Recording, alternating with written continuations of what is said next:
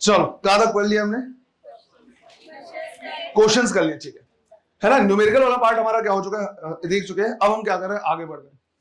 अब वापस से थोड़ा सा क्या करना है, रिकॉल करना है। जब हमने कैपेसिटर शुरू किया था याद करो, तो मैंने तुमको उस टाइम बताया था कि हमें 3 सर्किट के कंपोनेंट पढ़ना है। एक पढ़ना है कैपेसिटर, दूसरा पढ़ना है रेसिस्टर और तीसरा पढ़ना है इंडक्टर। पढ़ने का तरीका भी बता दिया था। सबसे पहले हम वो फॉर्मूला देखते हैं जिसमें ये सबसे पहली बार आते हैं, फिर हम देखते हैं कि ये किस पे डिपेंड करता है, फिर हम देखते हैं कि इसमें कितनी एनर्जी स्टोर होती है, और साथ ही साथ ये भी देखते हैं कि इनका कॉम्बिनेशन कैसा होता है। तो कैपेसिटर में हमने ये देख लिया, है ना। इसी तरह से रेसिस्टर देख लिया। अब हमें देखना है क्या, इंडक्टर, राइट। हमें देखना है इंडक्टर या इंडक्टेंस। तो टॉपिक डालना है इंडक्टेंस। सबसे पहले किस फॉर्मूले में आता है वो हम समझते हैं।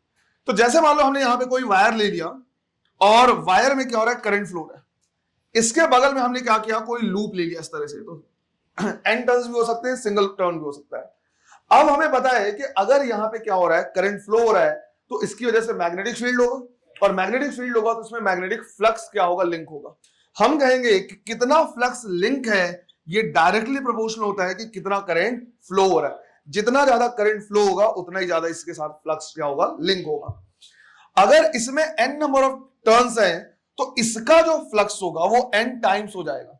अगर एक है तो 5 होगा, अगर इसमें n है तो टोटल कितना, n5, और वो पूरा n5। तो हम यहां पे लिख सकते हैं for n number of turns. ये जो पूरा n5 है ये डायरेक्टली प्रोपोर्शनल होगा किसके, i के। सिंगल है तो 5, n नंबर ऑफ टर्न्स है तो n5, डायरेक्टली प्रोपोर्शनल होगा किसके, i। यहां पे जब हम क्या करते हैं, प्रोपोर्शनलिटी साइन हटाते हैं तो कांस्टेंट लगाते हैं, उसी कांस्टेंट को बोलते हैं इंडक्टेंस। ये जो इंडक्टेंस यहां पे है, इसके दो नाम हो सकते हैं। एक हो सकता है हमारे पास सेल्फ इंडक्टेंस, और यही चाहे तो क्या हो सकता है, म्यूचुअल इंडक्टेंस। हालांकि दोनों में डिफरेंशिएट करने के लिए हम क्या करते हैं, सिंबल चेंज कर देते हैं। म्यूचुअल इंडक्टेंस में लिख देते हैं m, लेकिन सिंबल चेंज करने से कॉन्सेप्ट में कोई चेंज नहीं आता। नाम से समझ में आ रहा है कि अगर मान लो कहीं पे कोई कॉइल है, उसमें करंट फ्लो हो रहा है, तो उसका फ्लक्स उसके साथ लिंक है, तो वहां पे हो जाएगा क्या, सेल्फ इंडक्टेंस। दो कॉइल है, एक के करंट की वजह से दूसरे में कितना फ्लक्स लिंक है, और दूसरे में करंट की वजह से पहले में कितना लिंक है, ये हो जाएगा क्या, म्यूचुअल इंडक्टेंस। वो हो जाएगा म्यूचुअल इंडक्टेंस। अब यहां पे इस फॉर्मूले का क्या है, ये कांस्टेंट है। इस फॉर्मूले का कांस्टेंट है, मतलब ये इन पे डिपेंड नहीं करेगा। सिमिलर बिल्कुल वही जैसे Q इक्वल टू CV पढ़ा था, V इक्वल टू IR पढ़ा है, यहां पे N5 इक्वल टू LI या N5 इक्वल टू MI पढ़ रहे हैं।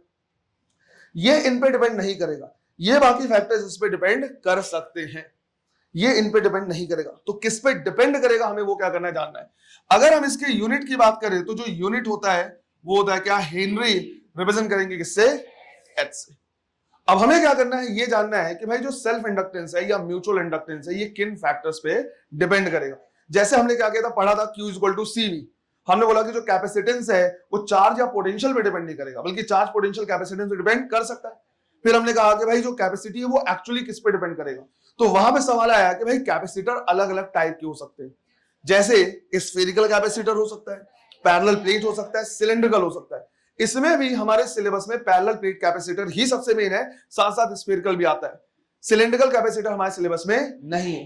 फिर बात आई रेसिस्टेंस में, वहां बनना पड़ा V इक्वल टू IR, लेकिन जो रेसिस्टेंस है वो V और I पे डिपेंड नहीं करते, जबकि V और I R पे डिपेंड करता है। फिर हमने बोला यार R किस पे डिपेंड करेगा, तो उसका फॉर्मूला हमने निकाला था ρ L बाई A, है ना। रेसिस्टेंस के टाइप नहीं होते, जहां भी वायर होगा उसका रेजिस्टेंस होगा। सिमिलर यहां पे भी है, फॉर्मूला आया हमारे पास N5 इक्वल टू LI या N5 इक्वल टू MI। ये इन पे डिपेंड नहीं करेगा, ये है ना, लेकिन बाकी सब इस फैक्टर पे डिपेंड करेंगे। तो फिर सवाल आता है कि भाई इंडक्टेंस किस पे डिपेंड करेगा। तो यहां पे हमें क्या करना है, देखना है कि इंडक्टेंस भी अलग अलग टाइप के हो सकते हैं। सोलेनॉइड टाइप का हो सकता है, कॉइल टाइप का हो सकता है, रेक्टेंगुलर लूप टाइप का हो सकता है, पर हमारे सिलेबस में सिर्फ और सिर्फ सोलेनॉइड टाइप का इंडक्टर है। तो उसी के लिए हमें क्या करना है, देखना है inductance and mutual inductance. Clear है ये?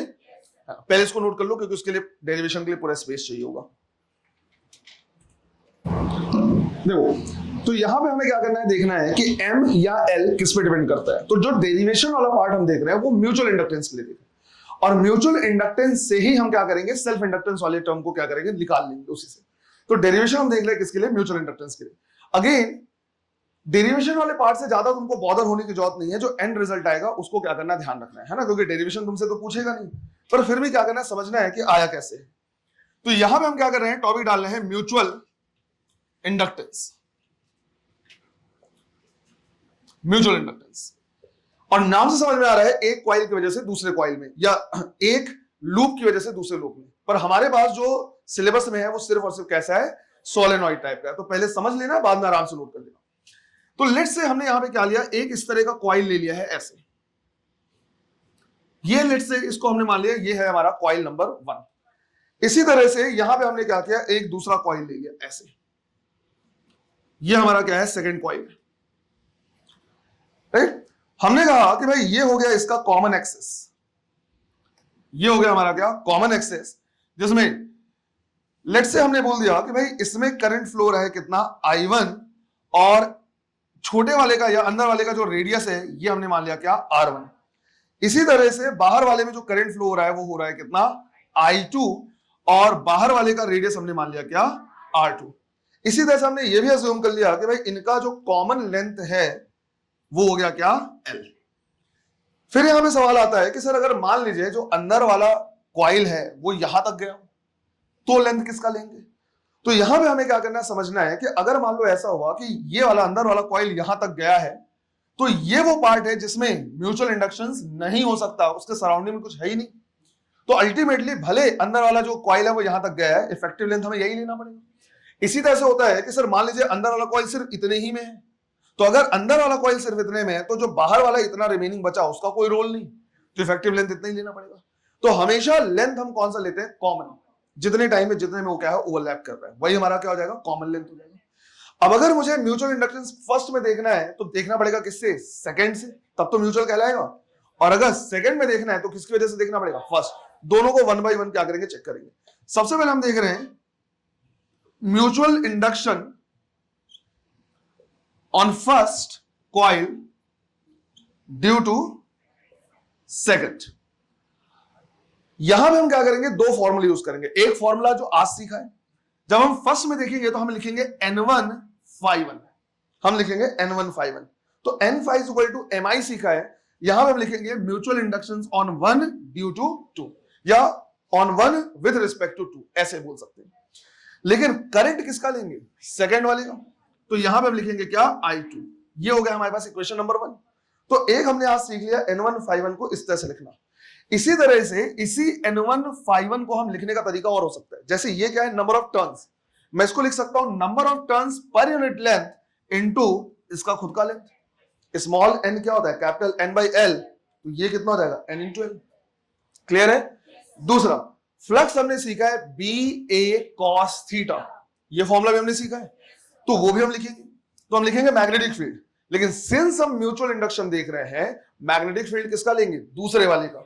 तो लिख रहे हैं फर्स्ट के लिए मैग्नेटिक फील्ड एक्सटर्नल लेंगे दूसरे वाले का, और एक सोलेनॉइड के लिए मैग्नेटिक फील्ड कितना होता है, mu naught N2I2, mu naught Ni होता है। सेकंड के लिए लिखेंगे तो म्यू नॉट N2I2। फिर एरिया फर्स्ट वाले का लेंगे, है ना, एरिया किसका लेंगे, फर्स्ट वाले का। सेकंड वाले का मैग्नेटिक फील्ड फर्स्ट वाले में कितना लिंक है वही देखना है, तो ये हो गया B।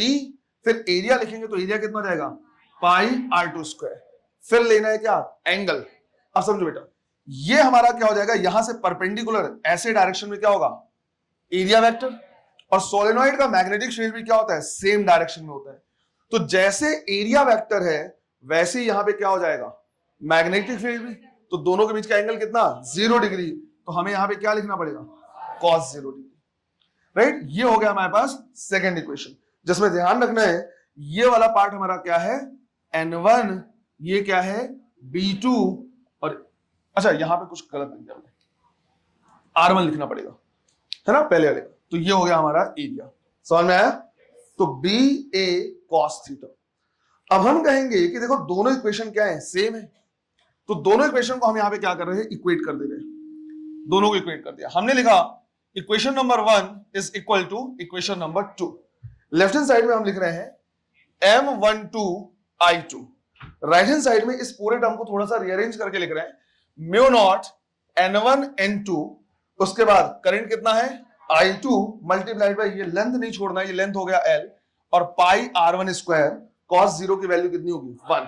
यहां से I2 वाला टर्म क्या हो गया कैंसिल, और हमें मिला mutual inductance on 1 because of 2 is equal to mu naught N1 N2 L into pi R in square. इसको हमने मान लिया इक्वेशन नंबर 3, ऐसे लिख लिया। अब हम यहां पे क्या कर रहे हैं, सेकंड में देख रहे हैं ड्यू टू 1। तो यहां पे हम देख रहे हैं, अब लिख रहे हैं mutual induction on second coil due to first coil, ऐसे लिख रहे हैं। तो यहां पे हम लिखेंगे N2 phi2 is equal to mutual induction on second due to 1, और करंट किसका लेंगे, फर्स्ट का लेंगे। ये हो गया इक्वेशन नंबर 4। फिर इसी को हम एक्सपैंड करके भी लिख सकते हैं, N2 को लिख सकते हैं स्मॉल n2 इंटू एल, फिर फाई को लिख सकते हैं बी ए कॉस थीटा, लेकिन मैग्नेटिक फील्ड एक्सटर्नल लेना पड़ेगा। तो फर्स्ट का लेंगे तो mu naught N1 I1, area किसका लेंगे, सेकेंड का। तो एरिया अगर सेकेंड का लेंगे तो एरिया पूरा पाई R2 स्क्वायर लेना चाहिए। बट यहां पे एक पॉइंट क्या करना है, ध्यान रखना है, कायदे से लेना चाहिए मुझे पूरा ये पाई R2 स्क्वायर ये पूरा, लेकिन मैं किसकी वजह से मैग्नेटिक फील्ड में किसका ले रहा, फर्स्ट वाले का। अब हमने ये सीखा हुआ है कि जो मैग्नेटिक फील्ड होता है वो सिर्फ और सिर्फ सोलेनॉइड के अंदर होता है, सोलेनॉइड के बाहर नहीं होता। तो जब तुम इनर वाले कॉइल को लोगे, दैट इज फर्स्ट को, तो इसका मैग्नेटिक फील्ड सिर्फ इतने ही रीजन में रहेगा, इसका मैग्नेटिक फील्ड सिर्फ इतने रीजन में। क्या यहां पे प्रेजेंट होगा? तो कहने को एरिया हमें इतना लेना चाहिए, लेकिन इतने एरिया में पहले वाले का मैग्नेटिक फील्ड प्रेजेंट है ही नहीं, सिर्फ और सिर्फ इतने ही एरिया में है। तो इफेक्टिव एरिया कितना हो जाएगा, पाई R1 स्क्वायर हो जाएगा। समझ में आई? लेना पूरा चाहिए था, पर पूरे में इसका मैग्नेटिक फील्ड है ही नहीं, तो मैग्नेटिक फील्ड सिर्फ इतने में कोइंसाइड है। तो इसलिए हमें यहां पे लिखना पड़ेगा क्या, पाई R1 स्क्वायर।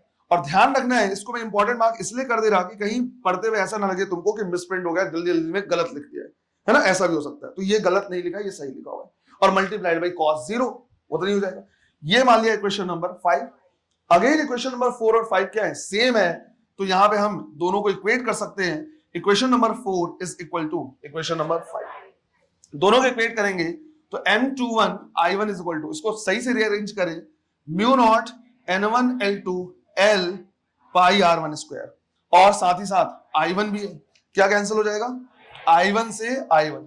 तो यहां हमें मिलेगा M21 is equal to mu naught N1 L2 L pi R1 square. Let's say ये मान लिया इक्वेशन नंबर 6। अब अगर तुम इक्वेशन नंबर 3 और इक्वेशन नंबर 6 देखो, दोनों का राइट हैंड साइड क्या है, सेम है। तो सिंस दोनों सेम है, इक्वेशन नंबर 3 किसके बराबर है, इक्वेशन नंबर 6 के। हम लिखेंगे चाहे म्यूचुअल इंडक्शन ऑन फर्स्ट देखे ड्यू टू सेकंड, चाहे म्यूचुअल इंडक्शन ऑन सेकंड देखे ड्यू टू फर्स्ट, सब क्या होते हैं, सेम होते हैं। तो यहां पे अलग अलग नहीं होता। अगर दो कॉइल्स हैं तो पहले के लिए दूसरे से, दूसरे के लिए पहले से, ऐसा कुछ अलग नहीं होता। उनके लिए कॉम्बिनेशन के हमेशा क्या होता है, सेम होता है। और इसकी वैल्यू आई निकल के कितनी, mu naught N1 N2 L A मैं लिख सकता हूं। जहां पे इस चीज का ध्यान रखना है कि जो एरिया लेना है वो हमेशा स्मॉलर वाले का लेना है, क्योंकि पाई R1 स्क्वायर है और पाई R1 स्क्वायर क्या है, स्मॉलर का। तो जो एरिया हम क्या करेंगे, कंसीडर करेंगे, वो हमेशा स्मॉलर का। तो ये हमें समझ में आया कि भाई म्यूचुअल इंडक्शन जो है या म्यूचुअल इंडक्टेंस है वो किन किन फैक्टर्स पर डिपेंड करता है। पहला डिपेंड करता है कि दोनों में नंबर ऑफ टर्न्स पर यूनिट लेंथ कितना है, दोनों का इफेक्टिव लेंथ कितना है, और दोनों में से जो स्मॉलर वाला है वो एरिया कितना है। जितना ज्यादा एरिया होगा उतना ही ज्यादा म्यूचुअल इंडक्टेंस होगा। इसी तरह से ये भी हो सकता है कि भाई अगर मैं इसके अंदर में कोई कोर इंसर्ट कर दूं तो हम इसी फॉर्मूले को क्या कर सकते हैं, लिख सकते हैं विथ कोर। यहां पे म्यू नॉट की जगह पे mu naught into mu r लिखना पड़ेगा। तो म्यूचुअल इंडक्टेंस का फॉर्मूला आ जाएगा mu naught mu r, relative permittivity से मल्टीप्लाई करना होगा N1 N2 LA। क्लियर है ये? जहां पे N1 N2 क्या है, नंबर ऑफ टर्न्स पर unit length of coil 1 and 2। इस तरह से जो L है इसको हम बोलेंगे इफेक्टिव लेंथ। क्या मतलब होता है इफेक्टिव लेंथ का, जितने लेंथ तक दोनों कॉमन क्या है, इस तरह से। तो जनरली कॉमन ही रहते हैं दोनों के लेंथ। और जो A हो गया हम बोल सकते हैं area of smaller solenoid. Clear है ये? अच्छा ये भी ध्यान रखना, जनरली स्मॉल और बिग ऐसा नहीं होता, दोनों बराबर ही साइज के रहते हैं, तब तो कोई दिक्कत ही नहीं जाएगी। तो ये हमें क्या मिल गया, फॉर्मूला मिल गया। तुमको यही क्या करना है, ध्यान रखना है, और कुछ नहीं। ज्यादा डेरिवेशन से परेशान होने की जरूरत नहीं, इसी पार्ट को क्या करना है, याद रखना है। क्लियर है ये? चलो नोट कर लो इसे। देखो, अगर हमने क्या कर लिया है, म्यूचुअल इंडक्टेंस निकाल लिया, तो हम यहां से सेल्फ इंडक्टेंस की भी वैल्यू निकाल सकते हैं। अगर सेल्फ इंडक्टेंस हमें क्या करना है, निकालना है, तो जहां पे हमने N1 और N2 लिया था, वहां पे दोनों ही नंबर ऑफ टर्न्स पर यूनिट लेंथ इसी के हो जाएंगे, क्योंकि इसी का फ्लक्स इसी के साथ कितना लिंक्ड है, एक पर्टिकुलर कॉइल का फ्लक्स उसी के साथ कितना लिंक है, वो हमें देखना है। तो जैसे म्यूचुअल इंडक्टेंस में दोनों के लिए number of turns N1 N2 लिए थे, इसमें दोनों की वैल्यू क्या होगी, सेम होगी। तो अगर N1 और N2 की सेम वैल्यू रख दे, तो ये हो जाएगा म्यू नॉट N1 N2 की जगह पे क्या हो जाएगा, N स्क्वायर LA। तो सिंपल हमारे पास क्या हो जाएगा, फॉर्मूला आ जाएगा mu not N square LA। अब हमें यह भी क्या करना है, देखना है कि मान लो हमने दो कॉइल लिया है, तो दोनों कॉइल का सेल्फ इंडक्टेंस भी होगा और दोनों कॉइल के बीच में म्यूचुअल इंडक्टेंस भी होगा। तो यहां पे कई बार क्या करता है, क्वेश्चन पूछ लेता है कि relation between self inductance and mutual inductance. तो वो भी हम यहां पे क्या कर रहे हैं, देख रहे हैं, relation between self inductance and mutual inductance. तो लेट्स से हमने यहां पे क्या किया, दो कॉइल ले लिया बिल्कुल उसी तरह से जैसे हम यहां पे क्या कर रहे हैं, देख रहे हैं। एक कॉइल हमने इस तरह से ले लिया और दूसरा कॉइल हमने यहां पे क्या कर लिया है, ले लिया है ऐसे। हम कह रहे हैं कि भाई इसका सेल्फ इंडक्टेंस कितना है, L1, इसका सेल्फ इंडक्टेंस कितना है, L2, और इन दोनों के लिए म्यूचुअल इंडक्टेंस कितना है, M। तो यहां पे मैं लिख सकता हूं L1 is equal to mu naught N1 square LA, इसी तरह से L2 is equal to mu naught N2 square LA। अगर मैं दोनों को क्या कर दूं, मल्टीप्लाई कर दूं, इक्वेशन नंबर 1 और 2, तो इक्वेशन नंबर 1 को मल्टीप्लाई करना है हमें किससे, 2 से, तो लेफ्ट हैंड साइड में क्या मिलेगा, L1 L2, right hand side में म्यू नॉट का square, N1 square N2 square L square A square, जिसको मैं mu naught N1 N2 LA का टोटल स्क्वायर लिख सकता हूं। और mu naught N1 N2 LA क्या होता है, M, तो बेसिकली ये क्या हो गया, M स्क्वायर। तो यहां से हमें मिला M is equal to under root L1 L2, under root L1 L2। मुझे बताओ, मैंने तुमको शायद ये पहले भी क्या क्या बताया, जब मैं एवरेज वेलोसिटी पढ़ा रहा था, और मैंने तुमको बताया था कि तीन टाइप के मीन होते हैं। एक होता है अर्थमेटिक मीन, जहां पे अगर A और B का मीन निकालना तो A प्लस B बाई 2 कर देते हैं। उसी तरह से मैंने बोला था एक हार्मोनिक मीन होता है, कि अगर हार्मोनिक मीन निकालना है तो 2AB divide by A plus B। और ये मैंने मेंशन इसलिए किया था क्योंकि अगर इक्वल डिस्टेंस सेम वेलोसिटी से चल रहे हैं, तो वहां पे जो एवरेज वेलोसिटी आता है वो हार्मोनिक मीन आता था। Average velocity equal to 2v1 v2 divide by v1 plus v2। याद है या सब गया सपाट, याद है? तो मैंने उस टाइम बताया था। तो इसी तरह से मैंने तीसरा बताया था वहां पे, जिसको बोलते हैं क्या, ज्योमेट्रिक मीन, उसको बोलते हैं ज्योमेट्रिक मीन। ए और बी का ज्योमेट्रिक मीन क्या होगा, under root a b, under root a b. तो यहां पे क्या करना है, ध्यान रखना है कि जो म्यूचुअल इंडक्टेंस आता है वो सेल्फ इंडक्टेंस का क्या है, ज्योमेट्रिक मीन है। इतना इसलिए मैं बोल दे रहा कि इनकेस जैसे तुमको फॉर्मूला याद रहेगा कि m equal to under root L1 L2 आता है, लेकिन अगर यही नहीं पता कि इसको बोलते क्या है, और कल को थ्योरेटिकल क्वेश्चन आ गया और उसमें ये नहीं मेंशन है, बल्कि बोला है कि म्यूचुअल इंडक्टेंस ऑप्शन दे दिया अलजेब्रिक मीन है, हार्मोनिक मीन है, ज्योमेट्रिक मीन है, तो ऐसे में तो कंफ्यूजन हो जाएगा। तो इसलिए पता होना चाहिए कि ये क्या है, बेसिकली ज्योमेट्रिक मीन। क्लियर है ये? अब यहां पे हमारे पास क्या है, एक क्वेश्चन भी है। इतना स्पेस तुम छोड़ दो, क्वेश्चन लिख लो पहले, इतना पॉइंट तुम वो कर सकते हो, स्पेस छोड़ सकते हो, एक क्वेश्चन लिख सकते हो। क्वेश्चन है,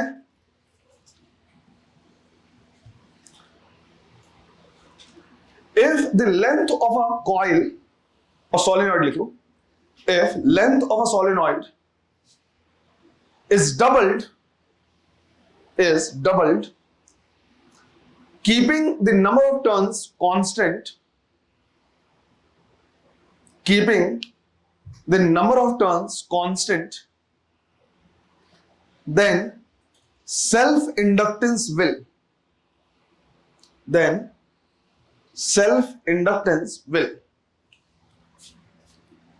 ऑप्शन है doubles, second becomes half, third becomes 4 times,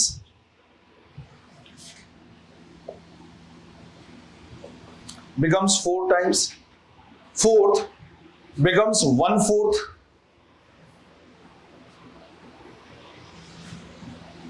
fifth does not change, fifth does not changes.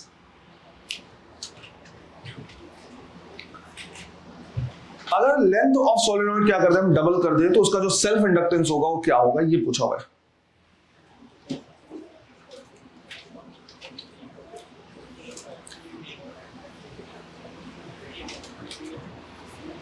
कितने करें डबल हो जाएगा? ये जो आंसर दे रहे हैं उनको लग रहा है सर लेकिन बहुत ऑब्वियस आंसर है, इसलिए सर माते हुए दे रहे हैं ना, मन में आ रहा है ना। कितने करें हाफ हो जाएगा, बहुत बढ़िया।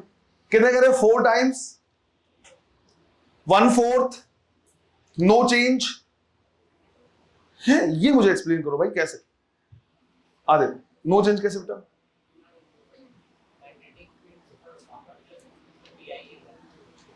यार सेल्फ इंडक्टेंस की वैल्यू बस देख रहे हैं अपन, सेल्फ इंडक्टेंस एक ही कॉइल रहेगा, क्या दिक्कत है, ऐसा कुछ नहीं। और नो चेंज कैसे? नंबर ऑफ टर्न्स कांस्टेंट है तो उससे कैसे हो गया, है ना। समझो फॉर्मूला क्या लिखा हमने, mu not an square L, है ना। यहां पे लेकिन नंबर ऑफ टर्न्स पर यूनिट लेंथ नहीं बोला है, क्या बोला है, नंबर ऑफ टर्न्स, सिर्फ नंबर ऑफ टर्न्स। तो मैं इसी एन को क्या लिख सकता हूं, एन बाय स्मॉल एन का स्क्वायर एल, इसका स्क्वायर इससे कैंसिल होगा तो यहां पे बचेगा क्या, mu not an square by L, ये फॉर्मूला है।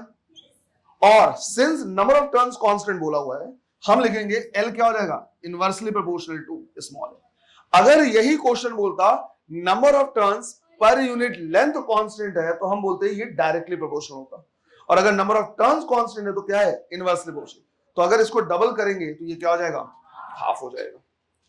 तो थोड़ा सा सही तरीके से क्या करना है, पढ़ना है कि नंबर ऑफ टर्न्स या नंबर ऑफ टर्न्स पर यूनिट लेंथ, और दो फॉर्मूले हो जाएंगे ऐसे। चलो नोट कर लो सब कुछ। देखो फिर यहां पे हमें क्या करना है, एक टर्म देखना है कपलिंग फैक्टर, जिसको हम रिप्रेजेंट करेंगे किससे, के से। जब हमने यहां पे क्या किया, सेल्फ इंडक्टेंस और म्यूचुअल इंडक्टेंस के बीच में रिलेशन देखा तो हमने ये बाय डिफॉल्ट अज्यूम कर लिया कि पहले कॉइल का जो पूरा फ्लक्स होगा वो दूसरे के साथ क्या रहेगा, लिंक रहेगा, जबकि एक्चुअली में ऐसा नहीं होता। डिपेंड करता है कि इनकी जो कॉइलिंग है वो किस तरह से है और उसके बेसिस पे पहले कॉइल का कितना फ्लक्स दूसरे कॉइल पे लिंक रहेगा, ये क्या करेगा, डिपेंड करेगा। तो पहले का फ्लक्स दूसरे में कितना लिंक होता है उसी के रेशियो को बोलते हैं क्या, कपलिंग फैक्टर। अब यहां पे मैं क्लियर कर देना चाह रहा कि अगेन ये जो टॉपिक है एनसीईआरटी में मेंशन नहीं है, लेकिन कई बार क्वेश्चंस आ चुके हैं कहीं कहीं पे, और सिंस सिंपल सा है मैं यहां पे क्या कर दे रहा इसको बता दे रहा, लेकिन क्लियरली मैं इस चीज को इंडिकेट कर रहा एनसीईआरटी में ये टर्म कहीं भी मेंशन नहीं। तो मैं यहां पे लिख भी दे रहा नॉट इन एनसीईआरटी, लेकिन अगर हम पढ़ रहे हैं कहीं ना कहीं क्या है आया हुआ है, मोर देन वंस आया होगा इसलिए हम पढ़ रहे हैं।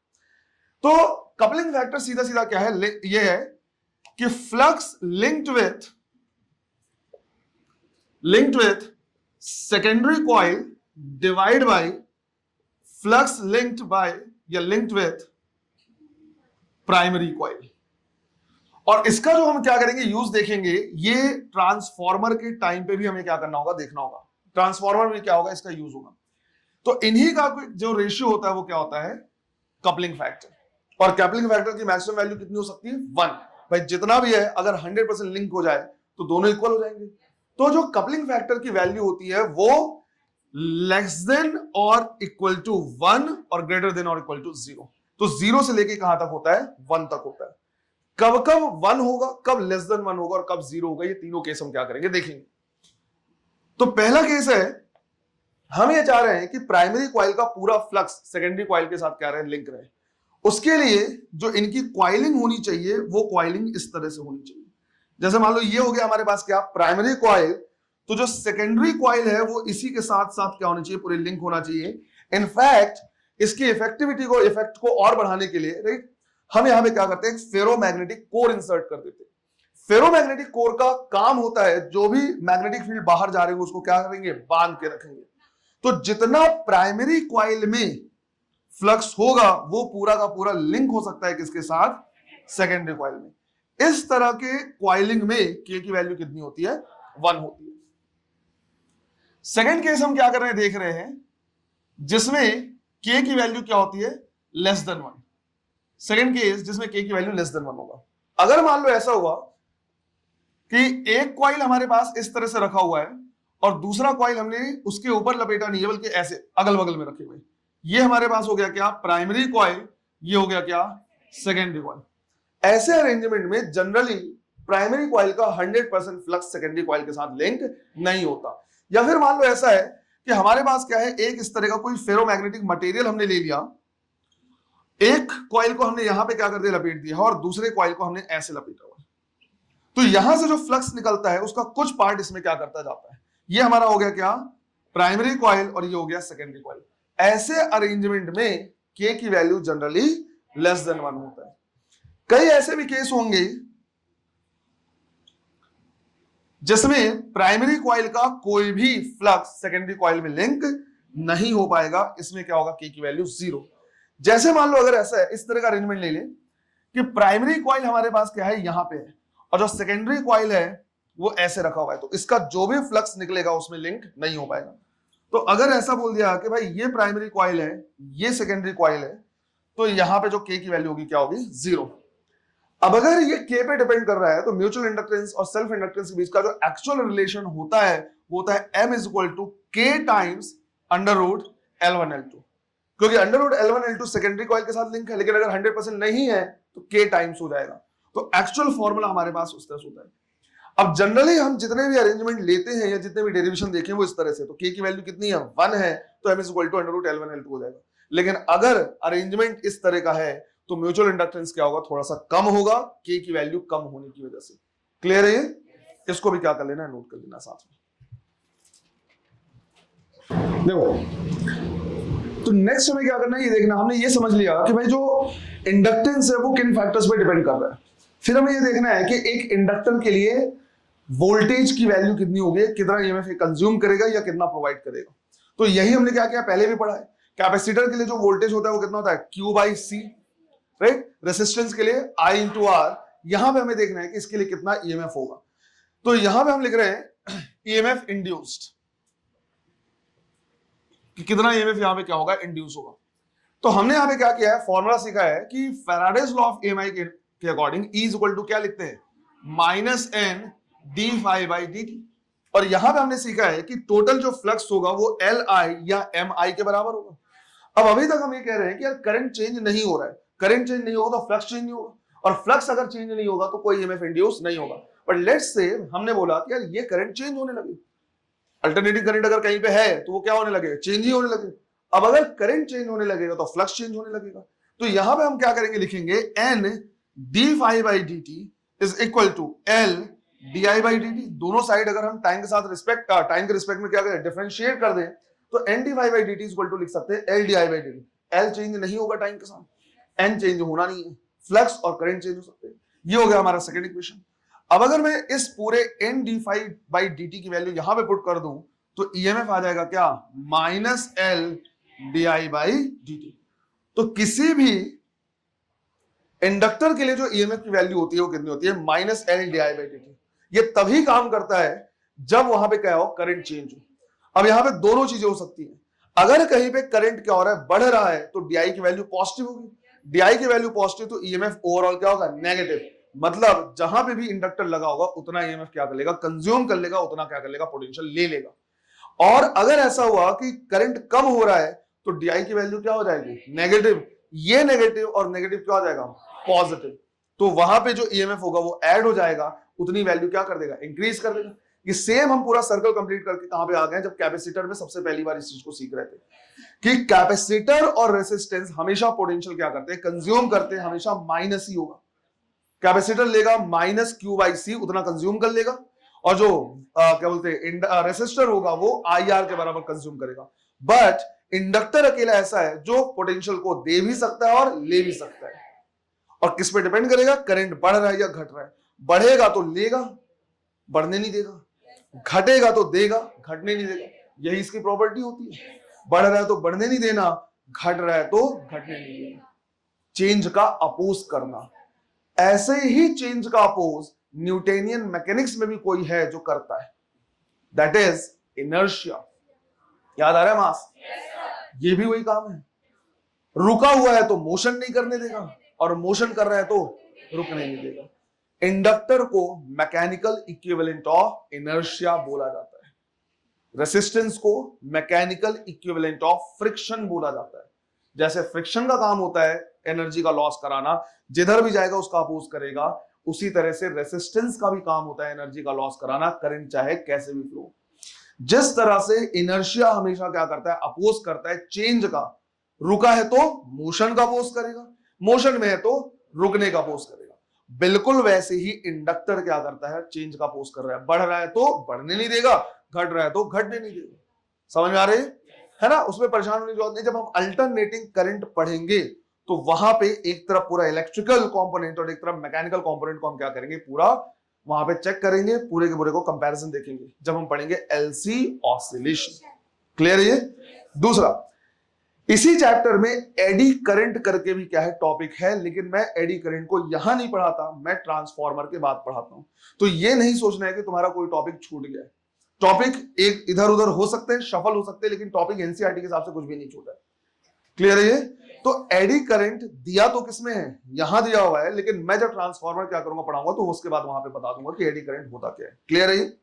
एनीवे, तो इतना ईएमएफ यहां पे है।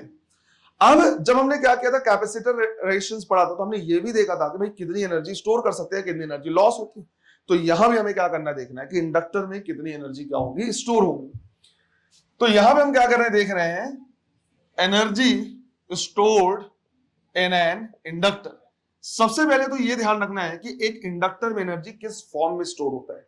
जैसे कैपेसिटर में किस फॉर्म में स्टोर होता है, इलेक्ट्रिक फील्ड के फॉर्म में, इंडक्टर में होता है मैग्नेटिक फील्ड के फॉर्म में। तो ये भी हमें क्या करना है, ध्यान रखना है कि energy stored in the form of magnetic field, magnetic field कितना स्टोर होता है वो हमें क्या करना है, देखना है। तो अगर हम क्या करें, यहां पे पावर लिखें तो पावर को लिखा जाता है वोल्टेज इंटू करंट। मैं यहां पे ईएमएफ का क्या कर सकता हूं, मॉड ले सकता हूं, सिर्फ वैल्यू मुझे देखना है, मल्टीप्लाइड बाई करंट। और पावर को लिखा जा सकता है rate of change of energy या रेट ऑफ वर्क डन। तो du by dt is equal to, EMF को लिखूंगा मैं L di बाई dt, सिर्फ और सिर्फ उसका mod part, multiplied by i। यहां से dt क्या हो जाएगा, कैंसिल। तो हमें मिलेगा du is equal to Li di। पूरा निकालने के लिए इंटीग्रेट कर दे रहे हैं, करंट का चेंज 0 टू i, एनर्जी का चेंज 0 टू u। तो ये हो जाएगा u, L बाहर निकलेगा, i क्या हो जाएगा, i square by 2। Limit put करेंगे तो एनर्जी का आता है फॉर्मूला हाफ Li स्क्वायर। तो किसी भी इंडक्टर में जो एनर्जी स्टोर होता है हाफ Li स्क्वायर, सिंपल सा है, सारे फॉर्मेट ऐसे ही आते हैं। कैपेसिटर में हाफ CV स्क्वायर, यहां पे हाफ Li स्क्वायर, ऐसी half mv square. Kinetic energy से कंपैरिजन होता है इसका, L के जगह पे m, क्योंकि अभी मैंने तुमको बताया जैसे यहां पे इंडक्टर है वैसे ही वहां पे क्या है, इनर्शिया है, हाफ m। I करंट है, करंट चार्ज का फ्लो है, वहां पे वेलोसिटी आता है, वहां पे क्या होता है, वेलोसिटी होता है। तो जिस तरह से वहां पे फ्लो हो रहा है, वहां पे क्या कर रहा है, मास ट्रेवल कर रहा है, यहाँ पे करंट ट्रेवल कर रहा है। तो वेलोसिटी को करंट से क्या करते हैं, कंपेयर करते हैं। तो ये सारा कंपैरिजन वहां पे क्या कर दूंगा, मैं लिखा दूंगा। तो एनर्जी कितना स्टोर होता है, हाफ Li स्क्वायर। क्लियर है ये? चलो इन दोनों पार्ट्स को भी देखो। तो लास्ट हमारे पास बच जाता है क्या, फिर कॉम्बिनेशन, है ना। जिस तरह से बाकी सबके कॉम्बिनेशन पढ़े, रेजिस्टर का पढ़ा है, कैपेसिटर का पढ़ा है, उसी तरह से इंडक्टर का भी पढ़ा है। तो टॉपिक डाला है combination of inductor, combination of inductor. वही दो घिसे बेटे, सीरीज एंड पैरेलल।